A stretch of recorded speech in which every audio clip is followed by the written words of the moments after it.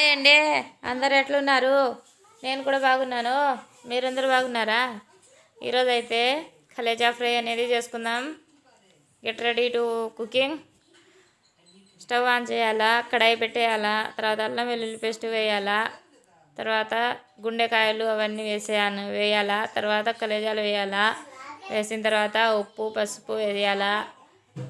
కొద్దిసేపు దాంట్లోనే బాగా ఉడుకుతుంటుంది. అప్పుడైతే కారం వేయాలా. కారం వేసిన తర్వాత ఇంకా దాంట్లోనే మగ్గనిస్తుండాలా. వాటర్ అయితే సుక్క కూడా వేయకూడదండి. వాటర్ వేస్తే ఇంకా ఖరాబ్ అయినట్టే చూసుకోండి. తర్వాత గరం మసాలా, ధనియాల పొడి, వెల్లుల్లి అన్నీ బాగా కలిపేయాలండి. బాగా కలిపి దీంట్లో మసాలా అన్నీ వేసేసి తర్వాత కొత్తిమీరతో గార్నిష్ చేసుకోవాలండి.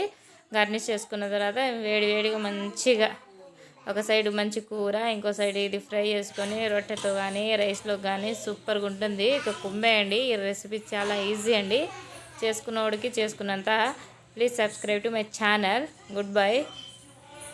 ఎలా ఉందో ఇదేనండి మా కాంబినేషన్ అయితే. ఎలా ఉందో చెప్పండి కామెంట్ చేసి. బాయ్, ఉంటాను మరి, మళ్ళీ కలుస్తాను.